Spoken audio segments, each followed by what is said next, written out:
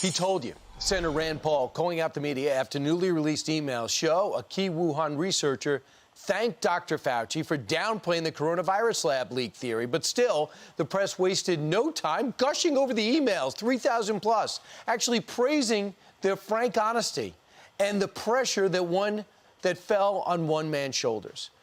Senator Rand Paul joins us now to react. Senator, I watched you with Laura last night. I've been watching you along the way. We also watched your exchanges with Dr. Fauci live. What do the 3,200 emails tell you? Well, they tell me that early on he was very worried. You know, there's a disturbing picture. He gets an email or he gets notification of what's going on in Wuhan, and he immediately sends something to his assistant, an email saying, "We must meet immediately. Read this article." And in the subject line in the article, it says gain of function research in Wuhan. Well, he still denies to this day that he was funding it. And as you know, gain of function is where you take an animal virus and you make it into a super virus that infects humans. They were doing this at the Wuhan lab. Dr. Fauci still denies it to this day. But in his private emails, he puts in the subject line, urgent, we must discuss this gain of function research. So he knows it's gain of function, and he needs to be pinned down on this. There are scientists across America who will dispute what he's saying, who says that specifically the grant and the money given to Wuhan that Dr. Fauci approved, that it was gain of function research. And we need to talk to these scientists in this field and hear from them about how Dr. Fauci is not being honest with the American public. And, you know, just the tone of some of these emails, even though some of them are redacted, some of it redacted, show the urgency, basically OMG. Are we basically responsible for that? And should the guy who's funding these labs be in charge of telling America how to handle it and what happened here? There's a disconnect to putting him in charge. That was a big mistake. Yeah, so early on, you know, I was somewhat persuaded. All these scientists were telling me that it couldn't have come from the lab, and I listened to them.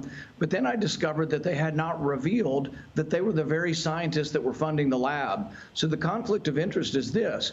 If this virus came from the lab, there's a certain amount of at least moral culpability to the people who are advocating for this. Dr. Fauci, to this day, says he still trusts the Chinese scientists. I don't think he seems to be aware of the way it works in a communist government.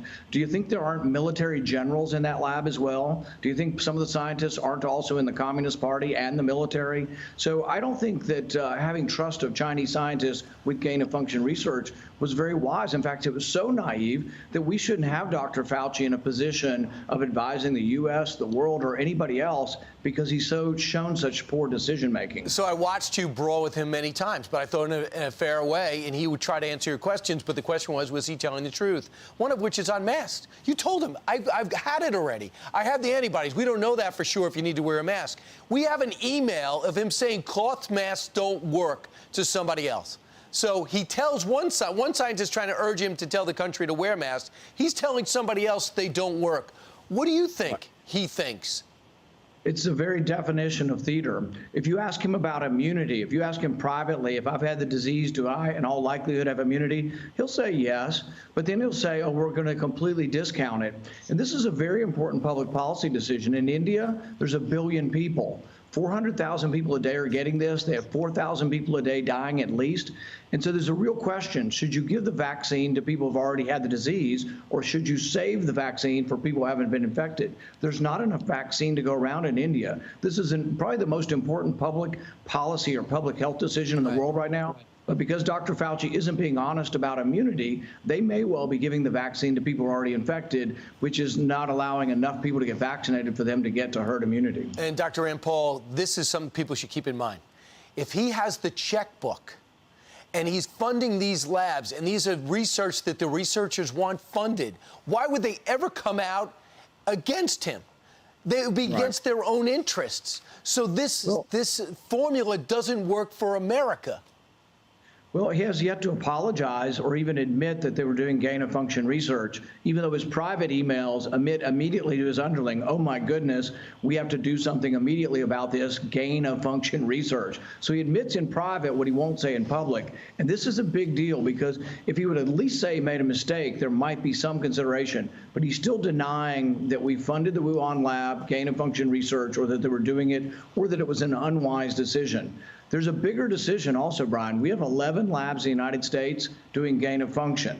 Now, I don't give our researchers bad motives. I think our researchers are good people, but I worry about the idea of whether we should take the Spanish flu and try to transmit it and make it easier to infect it with humans, and whether that's a good idea and whether it could possibly escape in the U.S. as well. So this research, many scientists, not just people in the political world, but many scientists are very, very wary of this.